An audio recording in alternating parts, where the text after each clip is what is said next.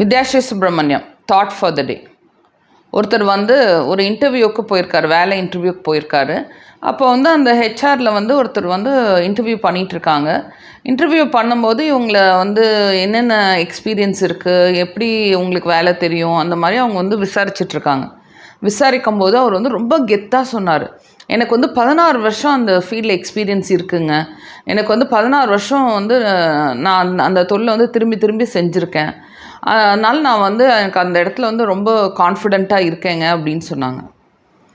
சரி, 16 வருஷம் எக்ஸ்பீரியன்ஸ் இருக்குது அப்படின்னு சொல்லிட்டு அவங்க அந்த இன்டர்வியூவில் அவங்க செலக்ட் பண்ணான்னு நினைக்கிறீங்களா? அவங்க செலக்ட் பண்ணலை.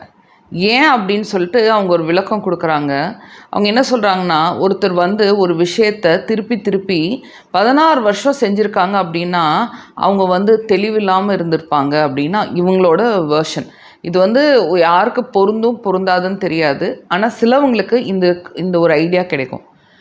ஸோ அவங்க என்ன சொல்கிறாங்கன்னா, 16 வருஷம் எக்ஸ்பீரியன்ஸ் ஒருத்தருக்கு இருக்கிறது நல்லதில்லை. அவங்க திருப்பி திருப்பி ஒரே விஷயத்தை தான் செய்கிறாங்க.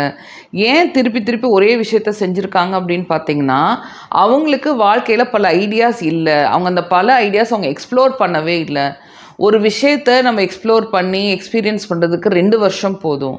இவங்க எனக்கு இன்டர்வியூக்கு வரவங்க 2 வருஷம் எக்ஸ்பீரியன்ஸ், அதாவது ஒரு விஷயத்த எனக்கு 2 வருஷம் தெரிஞ்சுக்கிறதுக்கு 2 வருஷம் போதும். இவங்க அதே விஷயத்த இன்ட்டு 2 டைம்ஸ் அப்படின்னு பார்த்தீங்க, 8 டைம்ஸ் அப்படின்னு பார்த்தீங்கன்னா அவங்க 16 வருஷம் ஒரே விஷயத்த தான் செஞ்சுருக்காங்க. இது பத்தாது, எனக்கு அதுக்கு பதிலாக 16 டிவைட் பை 2, அப்போ எனக்கு 8 வருஷம் எக்ஸ்பீரியன்ஸ் உள்ள ஆள் வேணும். அப்போ 8 விதமான விஷயங்களை அவங்க எக்ஸ்பீரியன்ஸ் பண்ணியிருக்கணும். அவங்களோட பேஷன் என்னென்னு கண்டுபிடிச்சிருக்கணும். அவங்களுக்கு பிடிச்ச விஷயங்கள் என்னன்னு சொல்லி அவங்க கண்டுபிடிச்சி பல விஷயங்களை அவங்க எக்ஸ்பீரியன்ஸ் பண்ணிவிட்டு என்கிட்ட வந்தாங்கன்னா அவங்க தான் நான் பெஸ்ட் பர்சனாக நான் செலக்ட் பண்ணுவேன் அப்படிங்கிறாங்க. நம்ம என்ன பண்ணுறோம் அப்படின்னா, வாழ்க்கையிலையும் ஒரு விஷயத்தை தெரிஞ்சுக்கிட்டு அதவே பிடிச்சிக்கிட்டே இருக்கும்.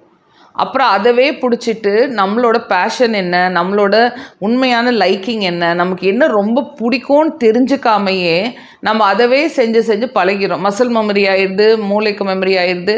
அதை செய்கிறது ரொம்ப ஒரு கம்ஃபர்டபுள் பொசிஷனுக்கு வந்துடுறோம். அப்போ அந்த கம்ஃபர்டபுள் பொசிஷனில் உட்காந்துக்கிட்டு திருப்பி திருப்பி அதே இது ஈஸியாக போயிடுது. ஆனால் இது உங்கள் மூளைக்கு உற்சாகத்தை கொடுக்குற மாதிரி உங்களுக்கு பிடிச்ச விஷயங்களை வேறு விஷயங்கள் வேறு மாதிரி நீங்கள் ட்ரை பண்ணிக்கிட்டே இருந்தீங்க அப்படின்னா உங்கள் மூளை உற்சாகமாக இருக்கும். நீங்கள் ஏற்கனவே எக்ஸ்பீரியன்ஸ் பண்ணுற வேலையும் இன்னும் கொஞ்சம் நல்லா செய்வீங்க. தோய்வு ஏற்படாது. நிறைய பேர் பார்த்தீங்கன்னா 16 வருஷம் ஒரே வேலையை செய்கிறவங்க கேட்டிங்கன்னா, அதே தான் செய்கிறோம், எங்களுக்கு அதே தான் இருக்குது அப்படின்னு சொல்லிட்டு ஒரு சலிப்பில் இருப்பாங்க, ஒரு உற்சாகம் இருக்காது. ஆனால் வேறு செஞ்சுக்கிட்டே இருக்கவங்க பார்த்திங்கன்னா அவங்க உற்சாகம் கொடுத்துக்கிட்டே இருப்பாங்க. எவ்வளோ உற்சாகம் உங்களுக்கு கிடச்சிக்கிட்டே இருக்கோ அவ்வளோ தூரம் உங்கள் மூளை ரொம்ப உற்சாகமாக நல்லா வேலை செய்யும். மூளை உங்களுக்கு ரீஜெனரேட் ஆகிட்டே இருக்கும். அப்போது உங்களுக்கு வாழ்க்கையில் பிடிமானம் பிடிச்சது எல்லாமே மாறி மாறி இருக்கும்போது டெய்லி ஒரு உற்சாகம் பிறக்கும். இந்த விஷயத்தை எப்படி வேணால் நீங்கள் எடுத்துக்கலாம். ஆனால் இதை நல்ல விஷயமாக எடுத்துக்கிட்டீங்க அப்படின்னா திருப்பி திருப்பி நீங்கள் செய்கிற வேலையை விட்டுட்டு வேறு வேலையை மாற்றி மாற்றி செஞ்சு உங்களுக்கும் உற்சாகம் கொடுங்க, உங்களை சுற்றி இருக்கவங்களுக்கு உற்சாகம் கொடுங்க. ஓகேயா?